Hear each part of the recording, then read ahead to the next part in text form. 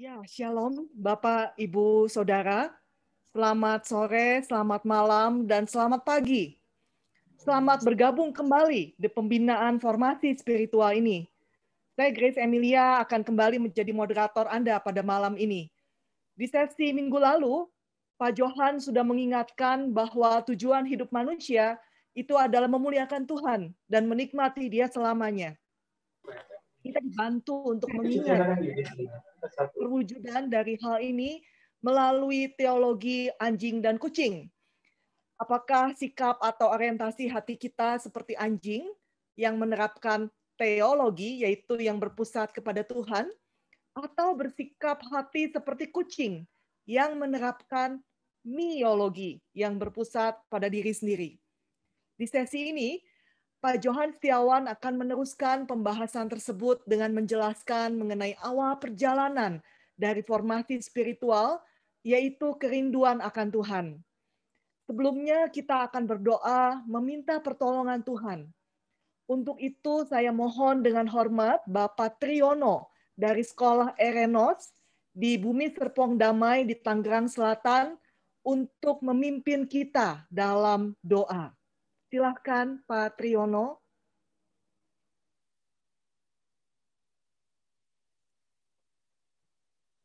Selamat malam Bapak Ibu, mari kita berdoa bersama-sama.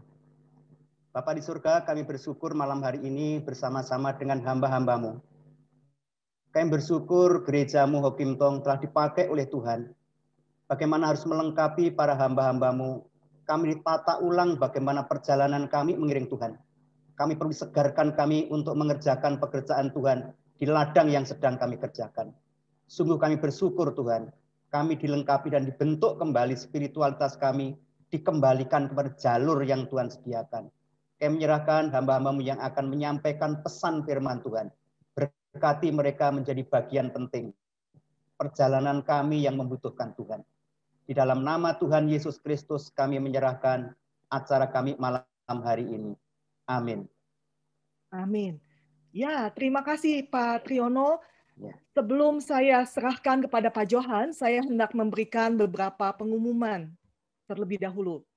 Yang pertama, diharapkan Bapak Ibu bisa rename perangkat yang digunakan dengan nama Bapak Ibu sesuai dengan nama pada waktu pertama mendaftar.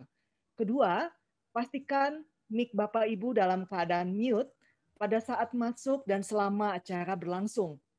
Ketiga, kalau Bapak Ibu mengikuti acara ini kebetulan sambil harus melakukan aktivitas lain, pastikan video Bapak Ibu dalam keadaan mati. Lalu pengumuman kedua, akan ada siaran ulang khusus sesi 1 yang akan diadakan besok, Selasa besok, tanggal 17 November, pukul 19 sampai 20.30 waktu Indonesia Barat. Pendeta Agus Gunawan akan hadir kembali untuk menjawab pertanyaan Bapak Ibu. Sesi ini kami adakan karena waktu pelaksanaan sesi 1 ada sedikit masalah teknis, sehingga cukup banyak dari Bapak Ibu Saudara yang tidak bisa masuk ke pertemuan Zoom walaupun sudah berusaha. Jadi siaran ulangan ini adalah wujud dari permohonan maaf kami dari terjadinya hal tersebut. Silahkan mendaftar di nomor WA yang tersedia di layar atau di link bit.ly Bapak Ibu. Bisa dipinjemin buat nangis tadi. Informasi ini juga sudah dibagikan di WhatsApp group. Ya. Pengumuman berikutnya, jika ada pertanyaan, maka Bapak Ibu Saudara bisa langsung menuliskannya di bagian chat selama sesi berlangsung. Diharapkan agar pertanyaan yang Bapak Ibu tanyakan sesuai dengan materi yang disampaikan pada hari ini. Untuk menolong supaya konsentrasi Bapak Ibu tidak terpecah akibat adanya berbagai pertanyaan yang masuk di chat, maka chat hanya bisa dibaca oleh host yang kemudian akan memberikannya pada moderator, yaitu saya kali ini, yang akan membacakan pertanyaan-pertanyaan tersebut di sesi tanya-jawab. Lalu saya juga menginformasikan bahwa menjelang sesi berakhir akan disediakan daftar hadir di chat, khususnya bagi Bapak Ibu Saudara yang ingin mendapatkan e-sertifikat setelah mengikuti 7 sesi Zoom dari pembinaan ini secara lengkap. Silahkan mengisi daftar hadir tersebut dengan menggunakan nama yang sama ketika Bapak Ibu Saudara pertama mendaftar. Kini saya akan mulai membacakan biografi singkat dari Bapak Johan Setiawan. Beliau adalah menjabat saat ini sebagai pembantu ketua 3 bidang kemahasiswaan dan dosen teologi praktika di Sekolah Tinggi Teologi Bandung. Pak Johan menyelesaikan studi dalam bidang pemuridan Kristen di Discipleship Training Center di Singapura. Saya persilahkan kepada Pak Johan. Oke, baik. Selamat malam Bapak Ibu Saudara sekalian. Terima kasih Bu Grace. Terima kasih juga untuk Pak Triono tadi yang sudah mendoakan di depan. Saya melihat kesempatan kita boleh bersama-sama dalam Zoom Room ini sebagai satu kesempatan istimewa dari Tuhan yang Tuhan berikan pada saya untuk boleh menjumpai dan mendampingi perjalanan rohani kita masing-masing. Kita masing-masing terpisah tempat, terpisah negara, tapi masing-masing kita sedang mengikuti Tuhan, sedang rindu untuk berjalan bersama dengan Tuhan di tengah-tengah kehidupan ini, dan sungguh satu kesempatan yang istimewa buat saya boleh pada hari ini sama-sama memperbincangkan firman Tuhan yang akan menolong kita untuk meneguhkan langkah kita untuk memulai perjalanan spiritual formation ya. Saya akan mulai share screen.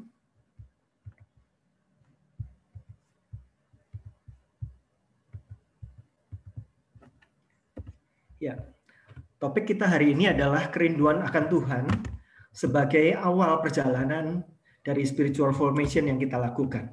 Saya ingin mengajak Bapak Ibu Saudara sekalian untuk melihat satu bagian firman Tuhan, yaitu dari Markus 12 ayat 30. Saya akan bacakan untuk Bapak Ibu Saudara sekalian. Kasihilah Tuhan Allahmu dengan segenap hatimu, dan dengan segenap jiwamu, dan dengan segenap akal budimu, dan dengan segenap kekuatanmu. Bapak Ibu Saudara sekalian, ayat ini adalah ayat yang sangat familiar. Sering sekali kita dengarkan. Cuma kadang-kadang karena terlalu sering kita dengarkan, kita menjadi over familiar, menjadi beberapa bagian-bagian yang sangat kuat sebetulnya, tetapi menjadi sesuatu yang biasa dan kehilangan maknanya. Kasihilah Tuhan adalah hukum yang pertama dan yang terutama.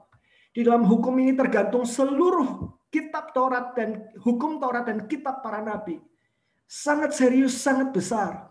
Di antara sekian banyak hukum Taurat yang kita bisa lihat dari Kejadian, Keluaran, Imamat, Bilangan, Ulangan, kitab para nabi dalam Perjanjian Lama. Ketika Tuhan Yesus harus merangkum hal-hal itu, dikatakan rangkumannya adalah, pusatnya adalah kasihilah Tuhan Allahmu. Kasih yang seperti apa? Kasih yang meliputi segenap hidup kita. Segenap hati, segenap jiwa, segenap akal budi, segenap kekuatan. Suatu pernyataan yang kuat, yang kokoh yang Tuhan Yesus berikan kepada kita semua. Dan kita akan berangkat dari sana di dalam kita mempelajari tentang spiritual formation ini. Tentang hati yang mengasihi Tuhan dengan segenap-segenap ini tadi.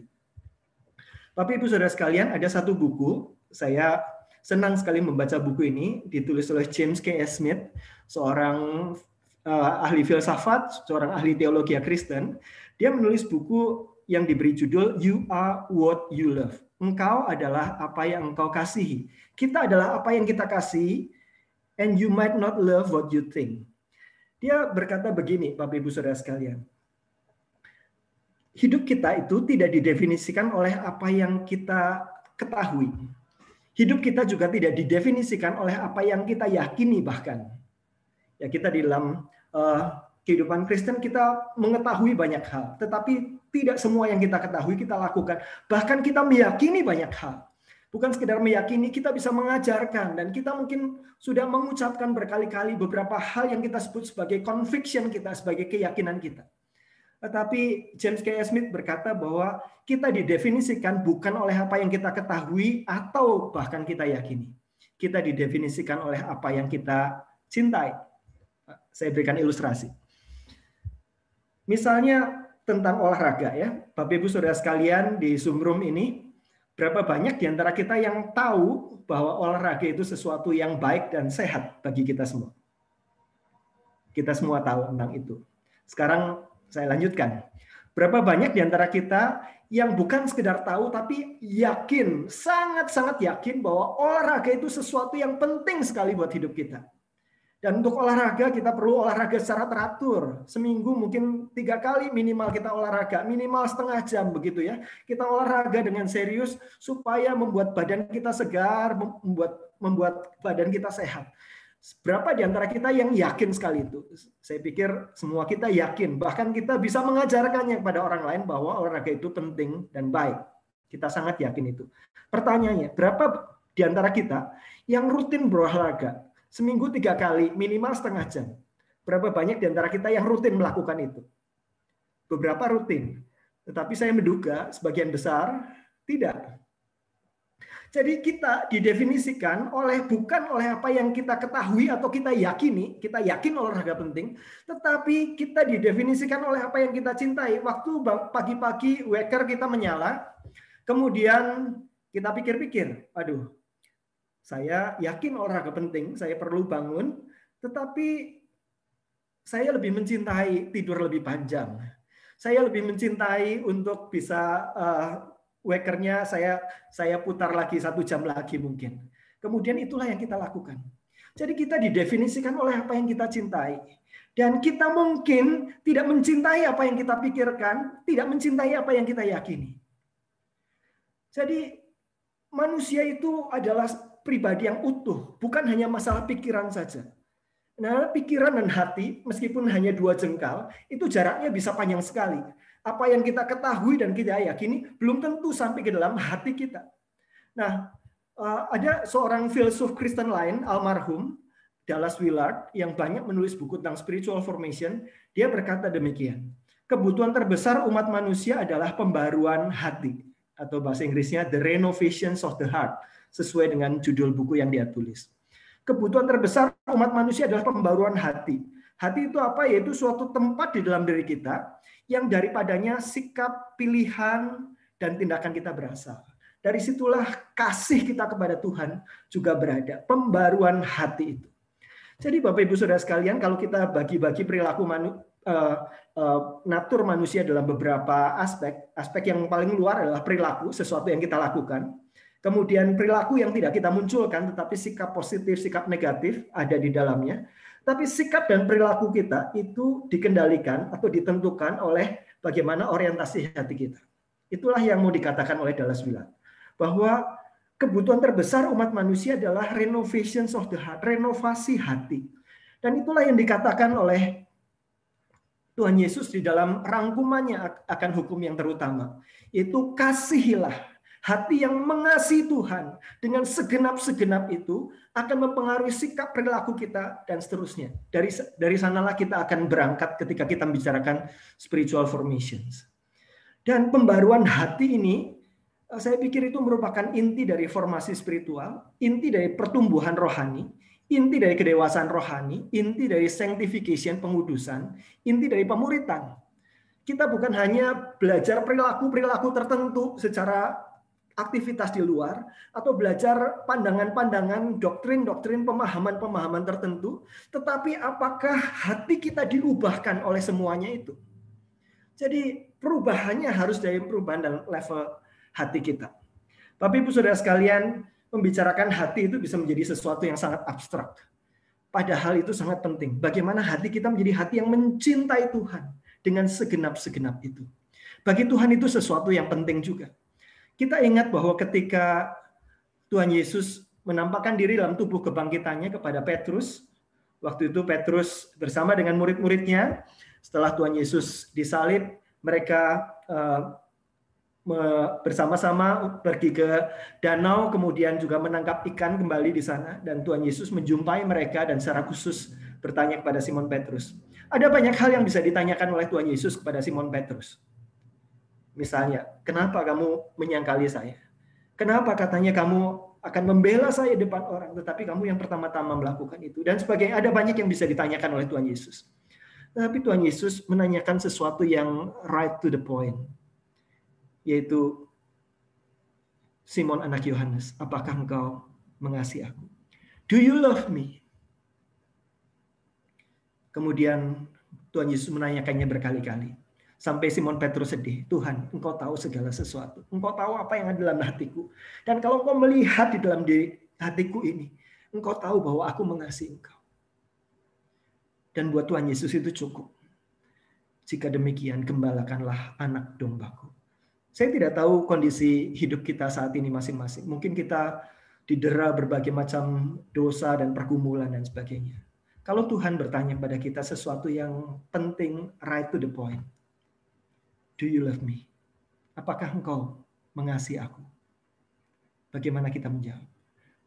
Kasihilah Tuhan Allahmu dengan segenap-segenap. Itu sesuatu yang pokok, sesuatu yang penting. Dan mari kita menghayati topik yang mungkin abstrak ini dengan suatu gambaran yang indah dari Alkitab. Kita akan belajar dari satu Mazmur, dan saya ingin mengajak Bapak Ibu Saudara sekalian kita menikmati Mazmur ini. Kita belajar menurut istilah John Piper, kita thinking and feeling with God through psalm. Kita memikirkan dan merasakan bersama dengan Tuhan melalui Mazmur.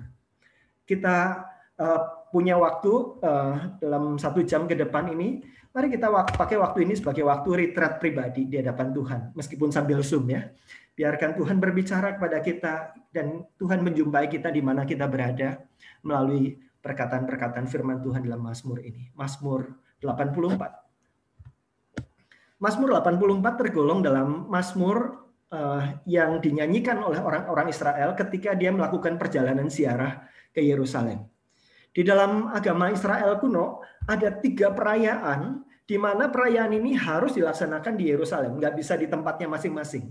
Sehingga orang-orang Yahudi yang berada sekian kilometer dari Yerusalem, di dalam setahun sekali mereka melakukan 3 kali perjalanan ziarah pergi ke Yerusalem, menghadap Tuhan di rumah Tuhan untuk memberikan persembahan dan merayakan perayaan itu. Jadi berbondong-bondong orang-orang Yahudi dari berbagai tempat, dari perantauan, dari Israel sendiri untuk datang berziarah, beribadah di Bait Allah. Nah, inilah lagu-lagu yang dinyanyikan di dalam perjalanan itu. Namanya nyanyian ziarah atau Song of Ascents. Kenapa disebut Song of Ascents, lagu-lagu pendakian?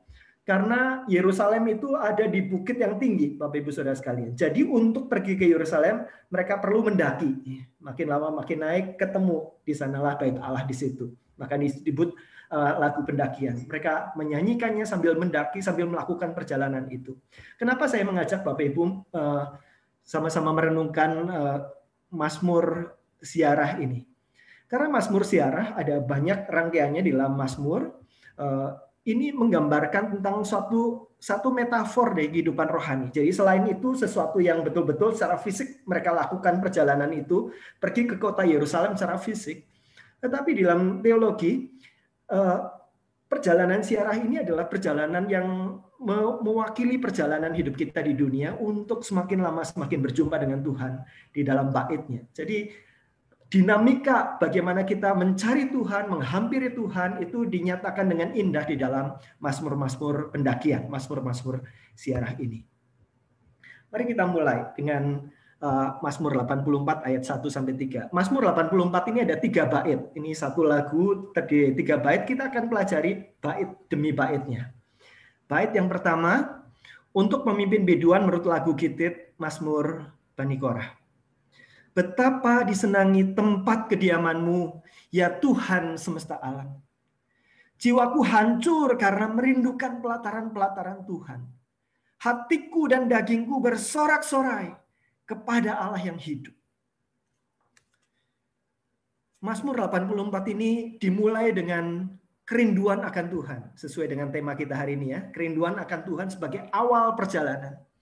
Awal perjalanan kita untuk semakin menikmati hari Tuhan, mengalami Tuhan dalam spiritual formation, untuk bertumbuh di dalam Tuhan dalam spiritual formation adalah kerinduan akan Tuhan.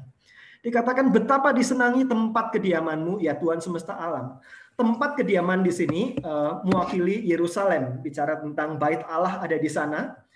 Dan orang-orang Israel yang mau melakukan perjalanan ini, melakukan perjalanan karena ada kerinduan untuk berjumpa dengan Tuhan di tempat kediamannya.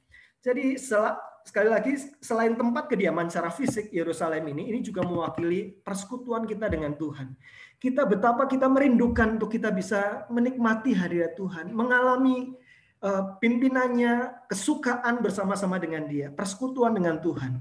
Pada saat ini maupun pada saat nanti selama-lamanya di surga kekal. Pemazmur mengawali perjalanannya dengan kerinduan akan Tuhan. Mari kita lihat pilihan-pilihan kata yang pemazmur pakai. Dikatakan jiwaku hancur karena merindukan pelataran-pelataran Tuhan. Saya suka dengan penerjemah bahasa Indonesia memilih kata jiwaku hancur karena rindu. Hancur karena rindu, merindukan pelataran-pelataran Tuhan.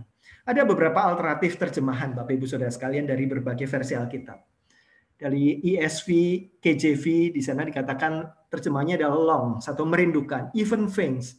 Jadi merindukan sampai badan kita faints itu pingsan ya, jadi sampai hampir pingsan begitu ya, sampai saking rindunya pada Tuhan. NLV menerjemahkan sebagai wants, even becomes weak from wanting. Sangat menginginkan perjumpaan dengan Tuhan itu, bahkan menjadi lemah karena kerinduan itu. Jadi kerinduan yang belum terpenuhi kan membuat kita, aduh rasanya bagaimana begitu ya.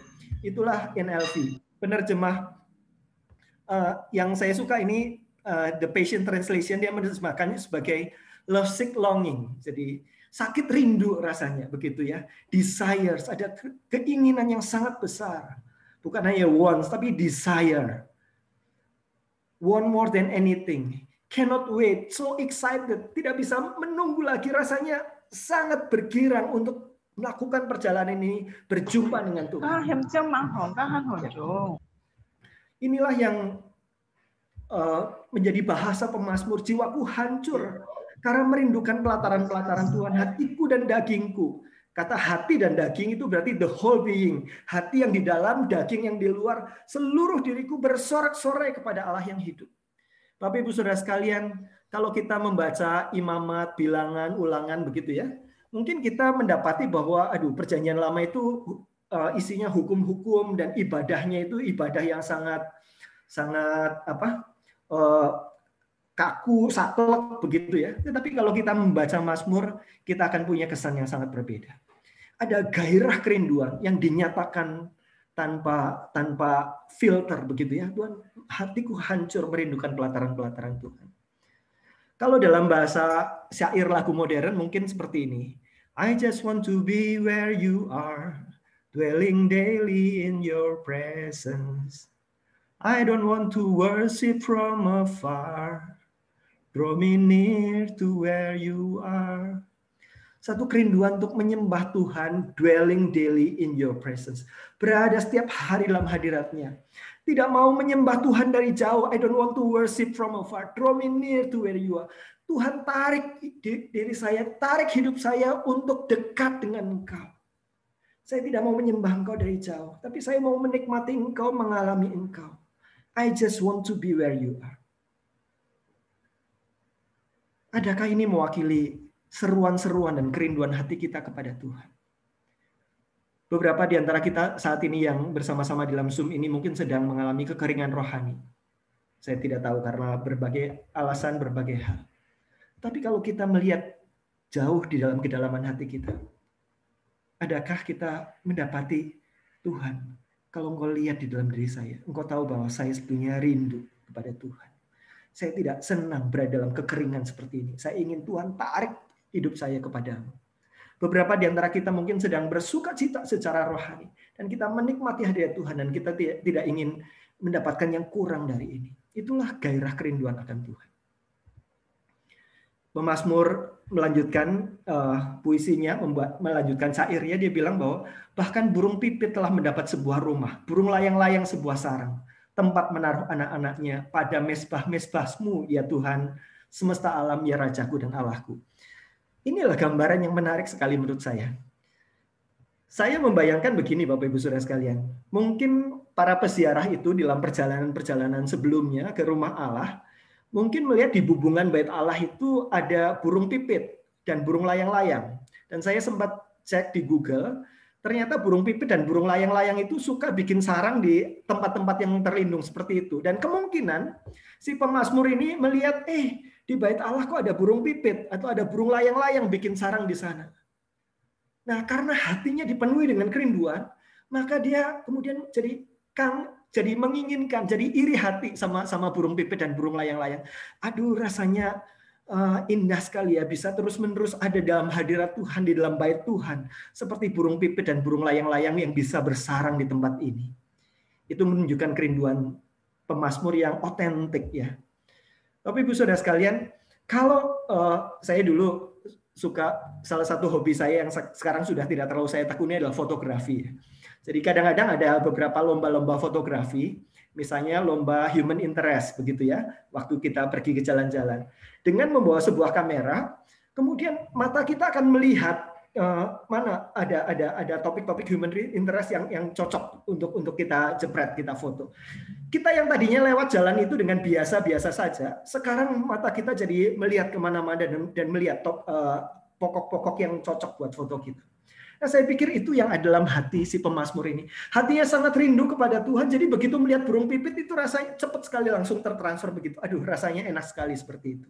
Ini menunjukkan otentisitas dari apa intensitas perasaan dari si pemazmur ini.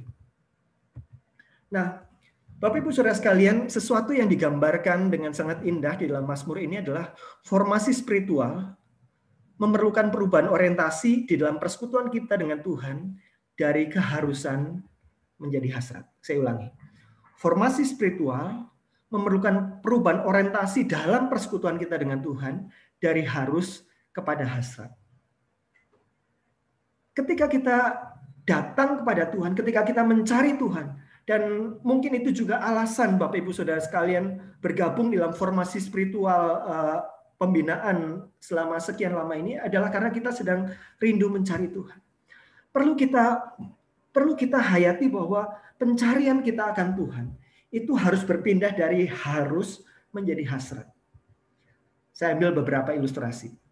Misalnya, ada dua anak umur 9 tahun, dua-duanya atletis, mulai belajar berenang. Yang satu, tadi ada dua anak ya, yang satu belajar berenang karena dia pernah melihat Olimpiade. Mungkin nonton di TV dan waduh betapa menyenangkan itu. Dan menginginkan melebihi apapun untuk memenangkan medali emas ketika nanti saya besar. Karena itu dia latihan berenang. Anak yang kedua, memulai kursus berenang karena ayahnya pengen sekali dia berenang dan dia nggak berani melawan ayahnya. Ya udahlah, karena ayahnya mengharuskan supaya ayahnya senang, ya dia berenang aja begitu. Pertanyaannya, manakah di antara dua orang itu yang lebih besar kemungkinannya untuk lolos seleksi ke Olimpiade?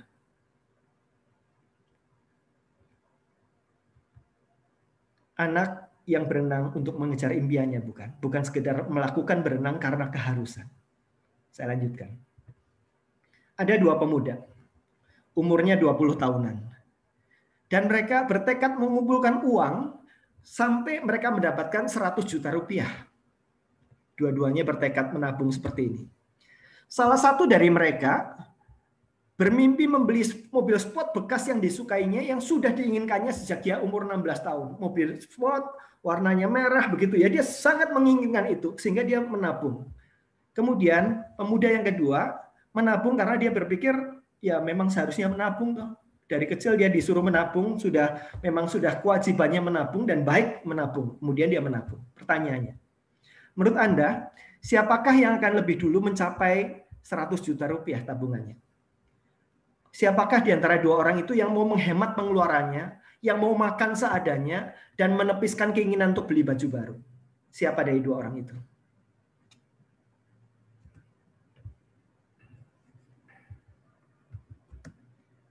Pemuda yang menabung untuk mendapatkan dan meraih apa yang dia impikan. Satu ilustrasi lagi. Menurut saya ini adalah satu ayat yang paling romantis di dalam seluruh Alkitab. Kejadian 29 ayat 20. Jadi bekerjalah Yakub 7 tahun lamanya untuk mendapatkan Rahel itu. Tetapi yang 7 tahun itu dianggapnya seperti beberapa hari saja karena cintanya kepada Rahel. Jadi Yakub bekerja 7 tahun untuk mendapatkan Rahel. 7 tahun kan lama sekali.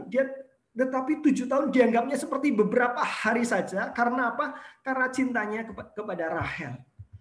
Pertanyaannya, siapakah seseorang yang menganggap kerja 7 tahun itu seperti beberapa hari saja? Itu orang yang bekerja untuk mendapatkan sesuatu yang dia impikan. Ketika Tuhan Yesus menggambarkan kehidupan kita dengan Allah, Tuhan Yesus juga menceritakan tentang hasrat untuk mendapatkan yang kita idam-idamkan. Tuhan Yesus bercerita tentang ada seorang yang mendapatkan harta di ladang. Dan karena dia ingin sekali mendapatkan harta itu, kemudian dia menjual seluruh miliknya dengan sukacita. Menjual seluruh miliknya supaya bisa membeli ladang itu dan mendapatkan harta itu. Itu gambaran tentang seorang yang menemukan harta yang terpendam yang luar biasa. Adakah Tuhan menjadi harta kita? Menjadi our treasure. Yang demi dia kita dengan sukacita bisa melepaskan segala sesuatu demi treasure itu. Seperti gambaran seorang pedagang mutiara yang menemukan mutiara yang sangat diimpikan seumur hidupnya. Kemudian dia mendapatkan mutiara itu. Gambaran-gambaran seperti itu Bapak Ibu Saudara sekalian tentang kerinduan kepada Tuhan, bukan kewajiban. Hasrat yang kuat digambarkan oleh pemazmur, Mazmur 42. Seperti rusa merindukan sungai yang berair, demikianlah jiwaku merindukan Engkau ya Tuhan. Jiwaku haus kepada Allah yang hidup. Gambaran tentang rusa yang tenggorokannya kering kerontang dan mencari air. Seperti itulah kehausan pemazmur. Mazmur 63. Ya Allah, Allahku, Engkaulah Allahku, aku mencari Engkau. Jiwaku haus kepadamu, tubuhku rindu kepadamu. Seperti tanah yang kering, tandus tiada berair. Gambaran tanah yang retak-retak begitu ya, begitu kena air, air itu menjadi kelegaan, kesukaan. Sekali lagi saya tidak tahu bagaimana kondisi Bapak Ibu Saudara sekalian pada saat ini. Tetapi mari kita kenali kerinduan-kerinduan kita kepada Allah di dalam diri kita. Dan kita mendapati Tuhan, saya juga sebetulnya rindu dan haus akan Engkau. Dan kepada kita semua yang lapar dan haus akan Tuhan, maka Tuhan menjanjikan kita akan dipuaskan. Kebanyakan kita menjalani kehidupan bukan seperti orang yang lapar dan haus. Menjalani pencarian kita akan Tuhan bukan seperti orang yang lapar dan haus. Sehingga kita tidak mendapatkan apa yang Tuhan janjikan kepada orang-orang yang hanya kepada orang-orang yang lapar dan haus saja. Hasrat yang kuat. Bapak Ibu Saudara sekalian, ini bukan sekedar pembicaraan dari beberapa bagian Mazmur atau beberapa bagian Alkitab. Ada beberapa teolog-teolog yang sudah mendahului melakukan studi yang luar biasa mengenai hasrat yang kuat ini. Jonathan Edwards, salah satu yang sangat banyak menuliskan tentang ini. Dia menulis tentang religious affection. Sebagai tanda bahwa itu adalah pengalaman rohani yang sejati. Bukan sekedar kesepakatan doktrin, bukan sekedar pengetahuan. Itu penting, tetapi tidak berhenti di sana. Itu perlu menjadi sesuatu, mempengaruhi hidup kita sedemikian rupa menjadi religious affection di dalam diri kita. Nah, muridnya Jonathan Edwards, ini bukan murid secara langsung, tetapi John Piper banyak belajar dari Jonathan Edwards. Di dalam teologianya, dia menuliskan satu buku yang judulnya Desiring God. Mendambakan Tuhan. A.W. Tozer, salah satu penulis favorit saya. Dia menulis buku judulnya The Pursuit of God. Mengejar Tuhan.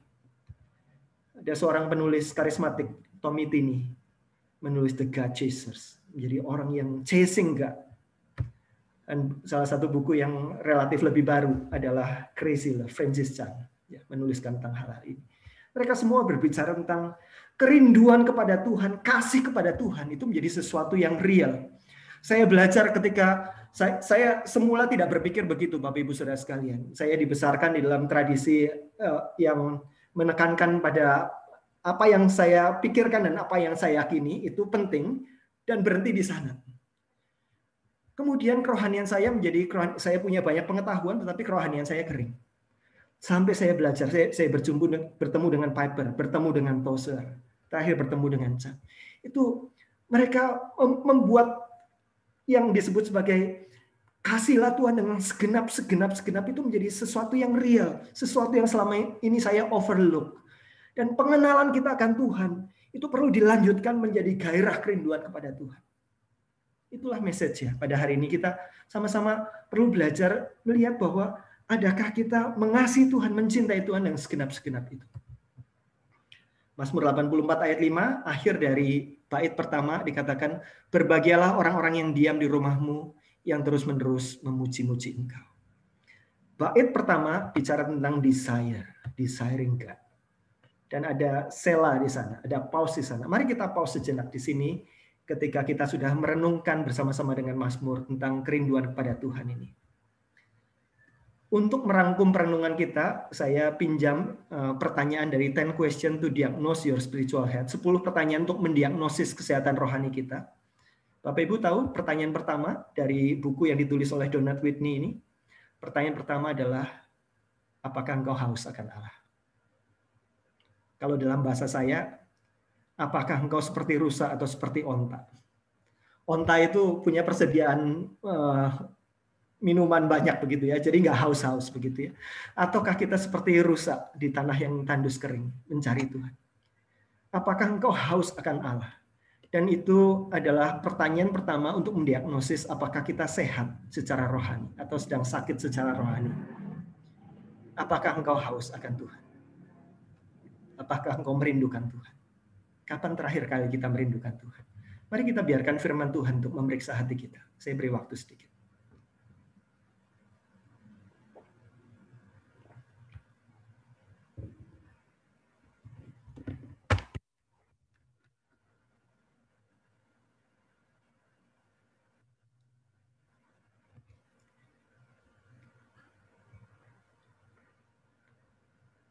Ada seorang pembimbing rohani di Jakarta yang saya kenal, dan dia merenungkan begini. Ketika di dalam perenungan pribadinya di hadapan Tuhan, seolah-olah Tuhan bertanya pada dia, "Do you love me? Apakah engkau mengasihi aku?" Kemudian dia berusaha menjawab pertanyaan ini dengan, "Iya Tuhan, bukankah saya menjadi penatua di gereja? Saya aktif menggalang dana untuk misi, saya terlibat ini, saya mengajar ini, dan sebagainya." Kemudian pertanyaan dari Tuhan di dalam waktu teduh dia kembali bertanya, "Iya, itu aktivitas yang kau lakukan, tetapi apakah engkau mengasihi aku?" Kemudian dia memikirkan lama pertanyaan-pertanyaan itu. Kemudian di dalam kesadarannya dia menangis, dia berkata bahwa, "Tuhan, aku selama ini senang melakukan banyak aktivitas-aktivitas ini, tetapi saya tidak tahu apakah saya melakukannya karena saya mencintai Engkau atau karena saya senang melakukan aktivitas-aktivitas ini." Dan dia tidak bisa menjawab kapan dia terakhir kali sungguh-sungguh merindukan Tuhan. Mari kita membiarkan firman Tuhan menyelidiki hati kita. Do you love God? Do you thirst for God? Apakah engkau mengasihi Tuhan? Apakah engkau haus akan Tuhan? Mari kita masuk ke bait yang kedua. Kalau bait yang pertama adalah desire, sesuatu kerinduan yang besar yang membuat pemazmur melakukan perjalanan ziarah, maka perjalanan sudah dimulai. Bait kedua adalah direction-nya, perjalanannya menuju ke rumah Tuhan itu. Berbahagialah manusia yang kekuatannya di dalam Engkau, yang berhasrat mengadakan ziarah. Jadi kalau tadi baru desire, sekarang dia sudah melakukan perjalanan. Nah, di dalam bait yang kedua ini ada 3 observasi menarik, Bapak Ibu Saudara sekalian. Mari kita lihat bagian demi bagian. Apabila melintasi lembah Baka, ini ceritanya orang yang sedang melakukan perjalanan ziarah, sedang mencari Tuhan, sedang mengarahkan hatinya kepada Tuhan, merindukan Tuhan. Apabila dia melintasi lembah Baka, mereka membuatnya menjadi tempat yang bermata air. Bahkan hujan pada awal musim menyelubunginya dengan berkat. Bapak Ibu, kalau Bapak Ibu belajar bahasa Ibrani, ini ada permainan kata di sini. Lembah Baka, kata Baka sendiri itu ada 2 kemungkinan interpretasi. Kata Baka itu bahasa Ibrani yang mirip arti katanya dengan menangis. Jadi kalau mau diterjemahkan bisa begini, apabila engkau melintasi lembah air mata, begitu ya, tempat menangis, engkau akan membuatnya menjadi tempat yang bermata air. Bahasa Indonesia bagus ya, air mata jadi mata air begitu ya, tinggal dibalik saja. Ketika kita sedang ada dalam perjalanan mencari Tuhan, Kita akan berjumpa dengan lembah baka, dengan orang-orang yang sedang berduka cita di dalam hidupnya, dan kita bisa menjadi kesegaran bagi mereka. Kadang-kadang kita berhadapan dengan lembah baka kita sendiri, duka cita yang kita alami sendiri. Kemungkinan arti yang kedua, lembah baka ini adalah satu lembah yang kata lembah baka ini gambaran tentang pohon balsam ya. Ada baka itu seperti mirip dengan, kalau tadi mirip dengan menangis, ini mirip dengan pohon balsam. Pohon balsam adalah pohon yang tumbuh, satu-satunya pohon yang tumbuh di tempat yang sangat kering. Jadi kata lembah baka selain bisa diartikan lembah air mata, di mana ada banyak kesedihan, ini juga ada begitu banyak kekeringan di situ ya. Ada keputusasaan, hilangnya pengharapan. Karena kering sekali, yang ada cuma pohon-pohon balsam. Dan mereka di tempat yang seperti itu, hujan pada awal musim menyelubungi dengan berkat. Jadi ini permainan kata. Saya pikir pemazmur bukan hanya memilih itu lembah air mata atau lembah pohon balsam, karena pemazmur bermain di dua-duanya. Yang pertama, kalau itu lembah air mata akan menjadi tempat yang bermata air. Kalau itu lembah yang kering kerontang, hujan pada awal musim akan menyelubunginya dengan berkat. Itu gambaran perjalanan hidup kita, Bapak Ibu Saudara sekalian. Ketika kita sungguh mencari Tuhan, sungguh mengarahkan hati kita kepada Tuhan, kita akan berhadapan dengan kekeringan rohani, dengan kegersangan, dengan keputusasaan, dengan duka cita orang-orang di sekitar kita. Beberapa di antara kita yang saat ini sedang orang-orang yang sedang melayani di garis depan, di ladang-ladang misi dan sebagainya, kita berhadapan dengan orang-orang seperti itu. Kalau kita adalah orang yang sedang mencari Tuhan, maka kita punya kesempatan untuk menjadi berkat bagi mereka. Menjadi berkat bagi tempat-tempat yang kita lalui dalam perjalanan kita mencari Tuhan. Kita ingat Yusuf ya, di rumah Potifar. Waktu Yusuf di rumah Potifar, Potifar diberkati. Waktu Yusuf di penjara, kepala penjara juga diberkati. Waktu Yusuf jadi raja muda di Mesir, Mesir diberkati. Ketika kita menjadi orang yang terus sedang mencari Tuhan, Tuhan menjadikan kita diberkati untuk menjadi berkat bagi semua kaum di muka bumi. Dan ini adalah satu gambaran yang indah ketika kita sedang mencari Tuhan, perjalanan kita sendiri pun membawa berkat bagi diri kita dan bagi orang-orang yang di sekitar kita. Pengamatan yang kedua di sini, ayat 7-8, apabila melintasi lembah baka, mereka membuatnya menjadi tempat yang bermata air. Mereka berjalan makin lama makin kuat, hendak menghadap Allah di Sion. Ada perubahan subjek di sini. Tadinya saya punya kerinduan, gairah kepada Tuhan, kepada rumah Tuhan, melakukan ziarah. Tetapi kali ini dalam bait kedua bukan subjeknya bukan cuma satu orang, tetapi banyak orang, mereka. Dan saya bayangkan waktu kita mengawali perjalanan, saya pikir cuma saya sendiri yang berjalan misalnya. Tetapi ketika saya berjalan, saya melihat ke kanan, ke kiri, ke belakang, rupanya ada orang-orang lain yang juga dalam perjalanan yang sama di dalam mencari Tuhan. Ini bukan perjalanan pribadi saja, tetapi perjalanan bersama dengan anak-anak Tuhan yang lain, di mana kita akan berjumpa dengan friends in the journey. Rekan-rekan seperjalanan, orang-orang yang juga sama-sama mencari Tuhan. Dan saya mengapresiasi waktu pertemuan Zoom kita seperti ini adalah seperti friends in the journey ini. Teman-teman perjalanan. Kita masing-masing sedang berjalan, merindukan Tuhan, mencari Tuhan. Dan kita saling bertukar cerita sepanjang perjalanan. Kisah perjalanan itu. Nah, ini pengamatan kedua. Pengamatan ketiga adalah di ayat ke-8 dikatakan mereka berjalan makin lama makin kuat hendak menghadap Allah di Sion. Nah, ini sesuatu yang menarik lagi. Kalau orang berjalan, apalagi perjalanan panjang, makin lama makin capek, makin lama makin lemah. Apalagi Bapak Ibu Saudara sekalian, Yerusalem itu ada di atas. Bayangkan melakukan perjalanan bermil-mil jauhnya, sudah mendekat, bukannya jalannya nurun, tapi malah nanjak lagi ke atas bukit. Tetapi menariknya dikatakan, mereka berjalan makin lama, makin kuat, bukan makin lemah, bukan makin capek. Hanya satu penjelasan untuk orang-orang semacam ini. Ini bukan orang-orang yang sekedar menjalankan kewajiban, tetapi orang-orang yang punya hasrat sangat besar. Kenapa makin lama makin kuat? Karena yang dia idam-idamkan itu sudah di dekat sekali. Dia tidak sabar lagi mau ketemu, segera ketemu. Karena ini perjalanan panjang, sebentar lagi akan berakhir, akan berjumpa. Hanya orang-orang dengan hasrat yang kuat yang bisa berjalan makin lama makin kuat, makin lama makin kuat. Bayangkan Bapak Ibu Saudara sekalian kalau kita ikut lomba maraton, bukan lomba sprint. Maraton itu 42 km lebih. Kalau kita mengikuti maraton karena cuma mengikuti keharusan, misalnya ada mengharuskan, sekolah kita mengharuskan semua mahasiswanya harus ikut maraton begitu. Bapak Ibu Saudara sekalian, kita tidak akan menyelesaikan maraton dengan keharusan. Dalam kilometer-kilometer tertentu kita akan berhenti. Keharusan itu adalah bahan bakar yang cukup untuk kita memulai, tetapi tidak akan terlalu jauh membawa kita. Kalau kita mau maju jauh di dalam spiritual formation kita, harus berganti menjadi hasrat, kerinduan akan Tuhan. Kalau begitu bagaimana dengan disiplin rohani dong? Bukankah disiplin rohani namanya juga disiplin? Kita harus melakukan sesuatu.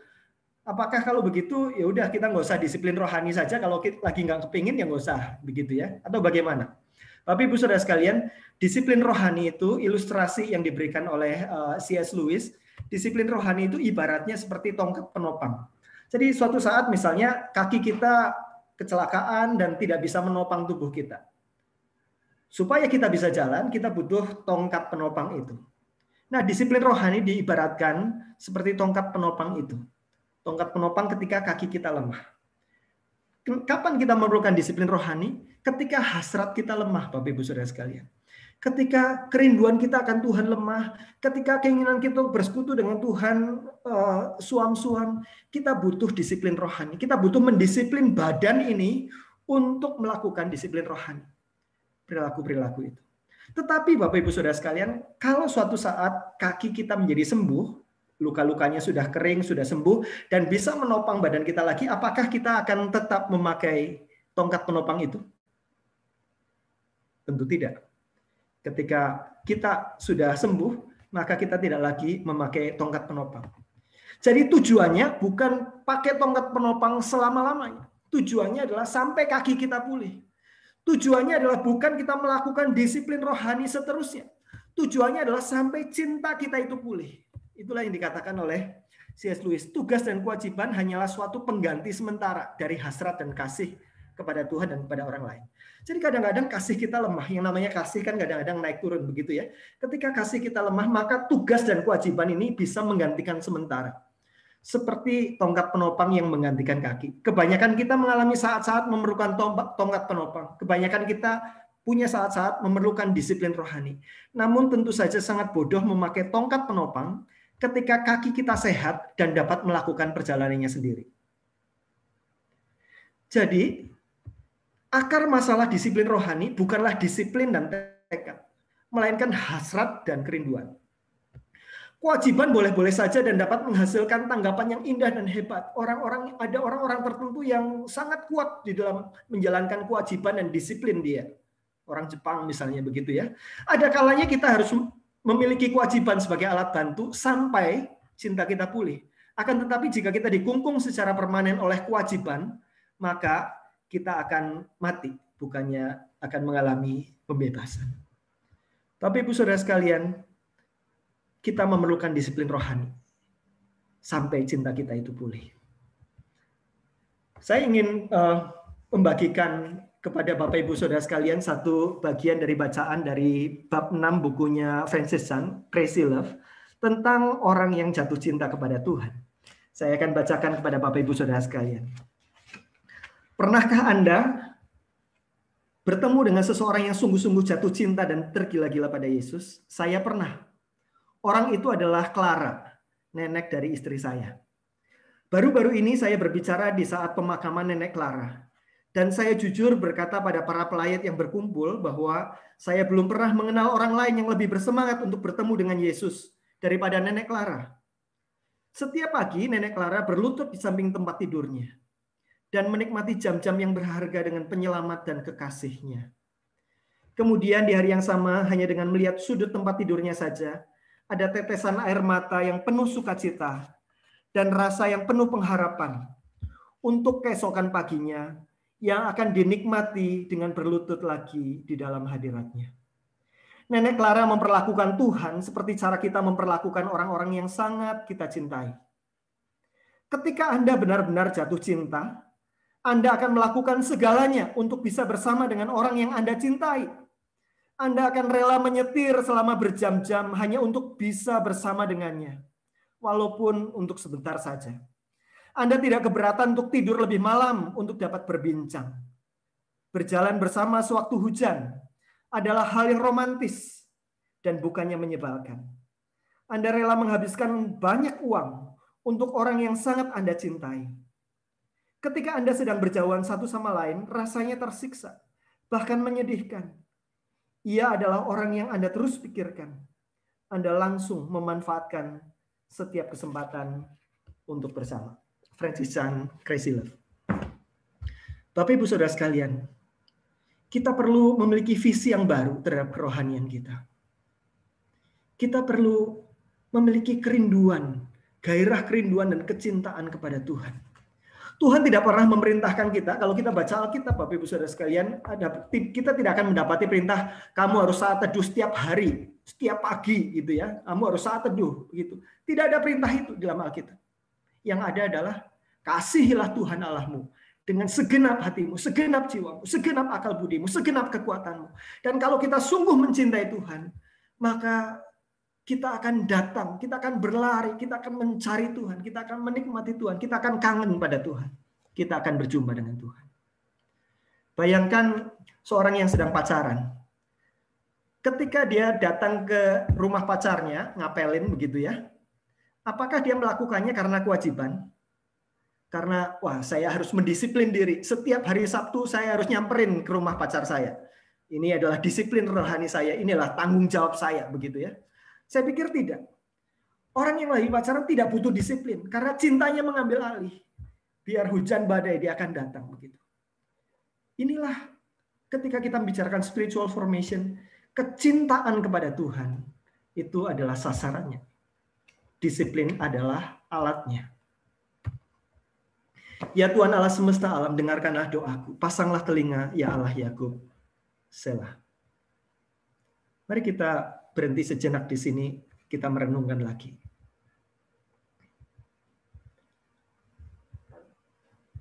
Di dalam sebuah buku The Long Obedience in the Same Direction yang ditulis oleh Eugene Peterson, buku ini menulis tentang mazmur-mazmur ziarah.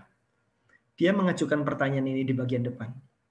Apakah kita adalah turis atau kita musafir? Apa bedanya turis dengan musafir? Turis adalah orang yang mungkin butuh piknik, sekedar butuh piknik. Hidupnya sudah hektik, capek kerja, capek kuliah, capek melakukan aktivitas. Saya rasanya nggak seimbang hidup saya butuh piknik. Turis. Ada banyak orang Kristen yang tipe turis ini. Dia mencari Tuhan karena rasanya hidup saya nggak seimbang kalau nggak ada Tuhan ya. Kemudian udahlah saya datang ke gereja, saya terlibat dalam kegiatan-kegiatan gereja dan sebagainya sebagai turis supaya hidup saya seimbang. Tapi beda dengan musafir atau seorang pilgrims, seorang peziarah, orang yang menunjukkan seluruh hidupnya bagi perjalanan itu untuk berjumpa dengan apa yang dia rindukan, dia idam-idamkan. Tuhan bukan sekedar lagi menjadi pelengkap hidupnya, tetapi Tuhan menjadi pencarian dia yang terbesar, menjadi arah perjalanan dia. Kalau dia ditanya, apa yang kamu rindukan? Saya merindukan untuk bisa mengenal Tuhan, untuk bisa mencintai Tuhan, untuk bisa melayani Tuhan. Dan menceritakan pada orang lain, supaya orang juga terlibat dalam perjalanan yang sama, mencintai Tuhan. Bapak Ibu Saudara sekalian, di manakah Tuhan di dalam pencarian spiritualitas kita? Apakah Tuhan sebagai pelengkap? Lebih parah lagi kalau pelengkap penderita begitu ya. Atau Tuhan menjadi gairah kerinduan kita. Bukan sebagai pelengkap dari kehidupan kita. Sehingga kita melakukan perjalanan pencarian akan Tuhan. Kita rindu supaya hidup kita lebih mengalami Tuhan, lebih mengenal Tuhan, lebih mencintai Tuhan. Adakah gairah kerinduan itu yang mendefinisikan, yang menggerakkan pencarian kita akan Tuhan? Mari kita masuk bait yang ketiga, bait yang terakhir. Lihatlah perisai kami ya Allah, pandanglah wajah orang yang kau urapi. Sebab lebih baik 1 hari di pelataranmu daripada 1000 hari di tempat lain. Lebih baik berdiri di ambang pintu rumah Allahku daripada diam di kemah-kemah orang fasik. Suatu pernyataan yang indah tentang kerinduan kepada Tuhan. Bait yang ketiga bicara tentang delight, tentang sukacita di hadapan Tuhan. Bait yang pertama tentang desire, kerinduan. Bait yang kedua bicara tentang direction, perjalanan. Bait yang ketiga bicara tentang sukacita bersama-sama dengan Tuhan. Sukacitanya seperti apa digambarkan dengan puisi Mazmur ini. Lebih baik 1 hari di pelataran Tuhan daripada 1000 hari tempat lain. Nah, pelataran di sini adalah bagian terluar dari bait Allah. Ya, ada the court of the Gentiles, ada pelataran bangsa-bangsa, itu bagian yang terluar. Kemudian kita bisa masuk lagi. Jadi dia katakan ini pelatarannya. Kalau gereja itu adalah parkirannya gitu ya mungkin ya. Jadi lebih baik 1 hari di parkirannya begitu ya daripada 1000 hari di tempat lain. Menunjukkan kerinduan kepada Tuhan.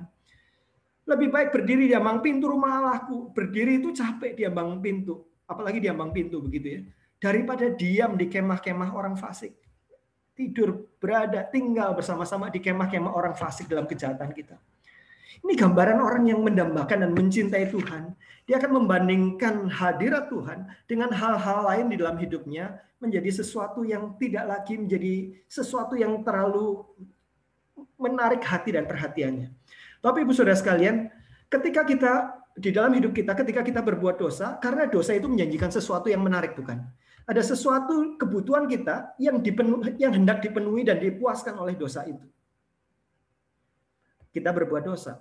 Kemudian sebagai anak Tuhan, kita mungkin disadarkan, kemudian kita akhirnya mengaku, menyesal, bertobat, sungguh-sungguh mengaku, sungguh-sungguh menyesal, sungguh-sungguh bertobat. Kemudian, tidak lama kemudian, sesudah kita mengaku bertobat, kita diampuni. Dan kita bertahan di dalam kondisi tidak melakukannya lagi.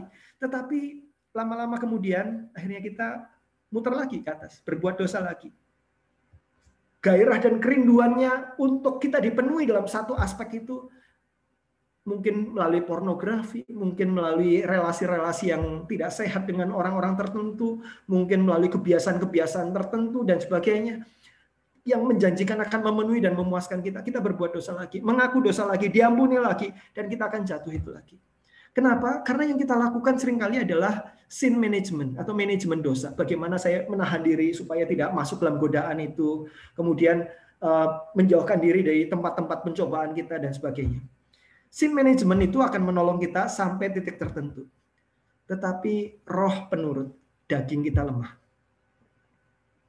Yang perlu kita lakukan adalah seperti pemazmur. Gairah dan kerinduan kita terhadap dosa perlu digantikan dengan gairah akan sesuatu yang lain. Pemazmur berkata, lebih baik berdiri di ambang pintu rumah Allahku daripada diam di kemah-kemah orang fasik. Hadirat Tuhan yang menjadi sukacitanya itu, persekutuan dengan Tuhan yang menjadi kegembiraannya itu, jika dibandingkan diam di kemah-kemah orang fasik, dibandingkan dengan kehidupannya di dalam dosa, kehidupannya dalam dosa tidak lagi menarik lagi. Karena ada gairah lain yang lebih kuat daripada gairahnya terhadap dosa.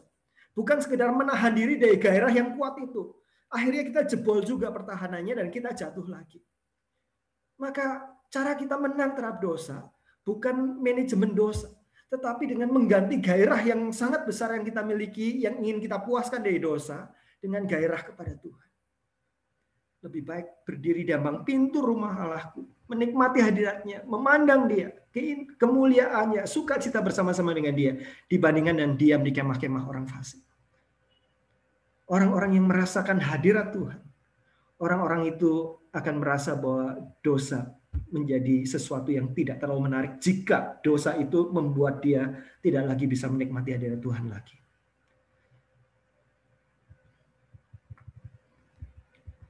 John Piper dengan perkataannya yang sangat terkenal, God is most glorified in us when we are most satisfied in Him. Tuhan itu paling dimuliakan di dalam diri kita jika kita paling puas di dalam Dia. Jika kita tidak lagi mencari kepuasan di dalam sesuatu yang lain yang bukan Tuhan, tetapi mencari kepuasannya di dalam Tuhan. Di mana kita memandang Tuhan, Engkau lebih berharga daripada dosa-dosa ini. Engkau lebih berharga daripada pornografi ini. Sukacita di hadirat-Mu lebih memenuhkan hati saya daripada kebiasaan-kebiasaan yang keliru ini. Maka God is most glorified. Tuhan paling dimuliakan ketika kita memilih Dia, ketika kita paling puas di dalam Dia, bukan di dalam hal yang lain. C.S. Lewis menuliskan, jika kita perhatikan janji-janji dan upah yang luar biasa dari Tuhan di dalam Injil, tampaknya Tuhan akan mendapati bahwa hasrat kita tidak terlalu kuat, melainkan terlalu lemah. Kita adalah makhluk yang setengah hati, yang dengan bodoh menyibukkan diri kita dengan minuman, seks, dan ambisi, ketika sukacita yang tak terbatas ditawarkan pada kita. Kita seperti seorang anak yang berkeras untuk terus membuat kue-kue lumpur di dalam kubangan, karena tidak dapat membayangkan apa arti dari tawaran untuk berlibur di pantai. Kita terlalu mudah puas. Sesuatu yang menarik di sini, C.S. Lewis mengatakan bahwa hasrat kita bukannya terlalu kuat terhadap dosa, tetapi hasrat kita terlalu lemah. Kita cukup puas dengan hal-hal yang tidak akan memuaskan dan memenuhkan hidup kita, yaitu dosa-dosa itu. Dan kita puas dan mencari kepuasannya di situ.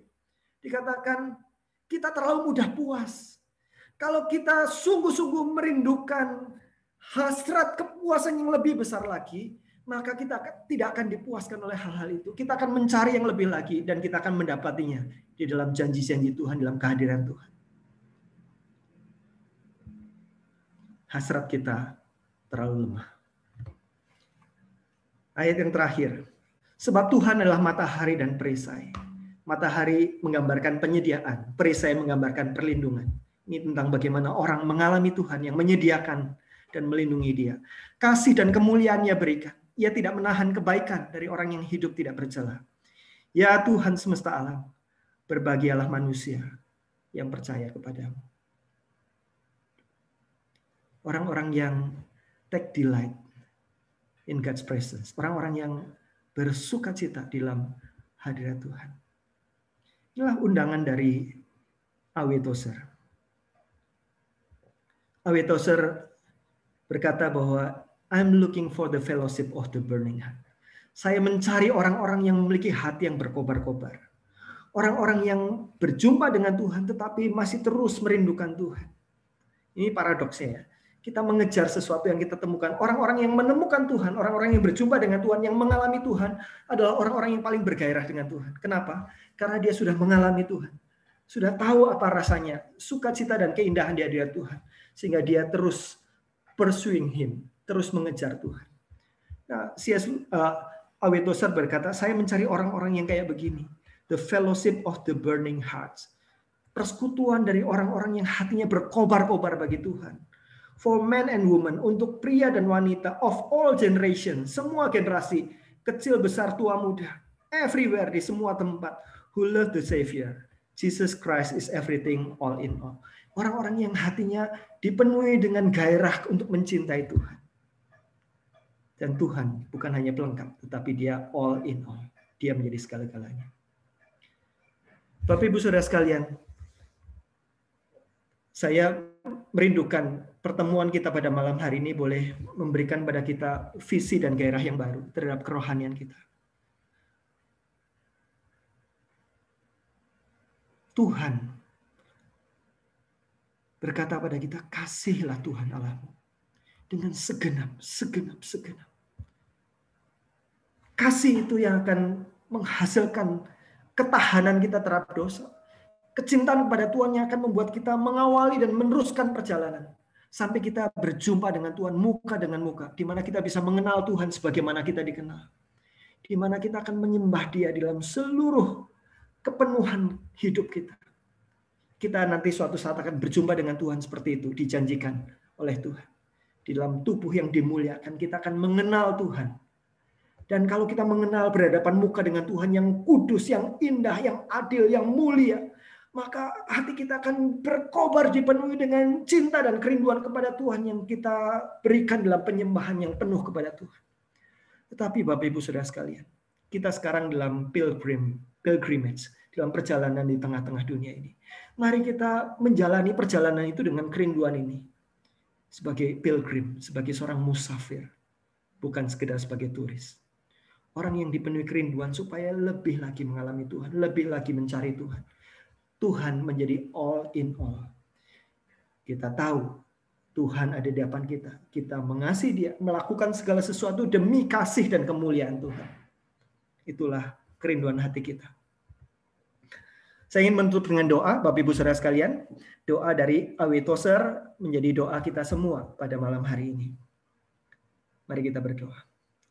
Ya Tuhan, aku telah merasakan kebaikan-Mu, dan itu membuat aku puas, sekaligus makin haus akan Engkau. Kini aku sungguh menyadari kebutuhanku akan lebih banyak kasih karunia. Aku malu karena kecilnya hasratku. Ya Tuhan Allah Tritunggal, aku ingin menginginkan-Mu. Aku rindu dipenuhi kerinduan. Aku haus untuk makin haus. Perlihatkanlah kemuliaan-Mu, supaya aku dapat sungguh mengenal-Mu. Dengan kemurahan-Mu, tumbuhkanlah kasih yang baru di dalam diriku. Bersabdalah kepada jiwaku ya Tuhan. Bangkitlah kekasihku, kesayanganku, ikutlah bersamaku. Tolonglah aku dengan anugerah-Mu untuk bangkit dan mengikuti-Mu dari lembah berkabut tempat aku mengembara selama ini. Dalam nama Tuhan Yesus. Amin. Selanjutnya saya serahkan kembali pada Ibu Kris. Terima kasih Pak Johan untuk pemaparannya. Ini ada beberapa pertanyaan yang sudah masuk. Kalau nanti Bapak Ibu mau bertanya, silahkan tuliskan di chat. Pertanyaan pertama yang saya bacakan, tadi Bapak membahas beberapa buku. Ada yang bertanya, di mana bisa pesan buku-buku yang tadi Bapak sampaikan? Itu yang pertanyaan pertama, Pak. Oke. Ya, beberapa buku sudah ada terjemahnya dalam bahasa Indonesia, seperti buku Crazy Love yang tadi saya bacakan, sudah ada terjemahannya dan terjemahnya sudah sangat baik. Itu bisa dibeli di toko buku atau sekarang biasanya online ya, bisa beli di Tokopedia, Shopee dan lain-lain begitu ya. Crazy Love. Kemudian buku dari J.I. Packer itu ya tentang mengenal Tuhan, Knowing God, itu juga sudah tersedia, diterjemahkan oleh Andy Offset dan itu terjemahannya bagus, bisa dibeli. Kemudian Desiring God itu sudah ada terjemahannya juga, Mendambakan Allah. Ini diterbitkan oleh Momentum, Bapak Ibu bisa beli juga secara online. The Pursuit of God dari Tozer ini sudah ada terjemahannya, tetapi sekarang sepertinya sudah out of print. Ya, jadi tetapi buku ini bisa kita kalau mau cari bahasa Inggrisnya ada tersedia yang free di internet juga karena bukunya sudah lama. Ya. Jadi banyak sekali buku-buku yang sangat bagus yang akan menemani perjalanan spiritual kita yang sudah diterbitkan dalam bahasa Indonesia. Itu baru sebagiannya saja, Bu Kris. Ya. Ya, baik Pak. Pertanyaan berikutnya, selagi kita hidup di dunia, bukankah suatu kemustahilan untuk manusia bisa mengasihi Tuhan sedemikian penuh dengan hasrat, kerinduan, dan gairah? Sementara sebagai manusia, kita tidak lepas dari berbuat, berpikir, dan berniat yang mendukakan Roh Kudus. Ya. Bagaimana pendapat Bapak mengenai hal ini? Ya, ini memang sesuatu yang makanya disebut perjalanan. Jadi selama hidup di dunia kita belum sampai kepada Tuhan.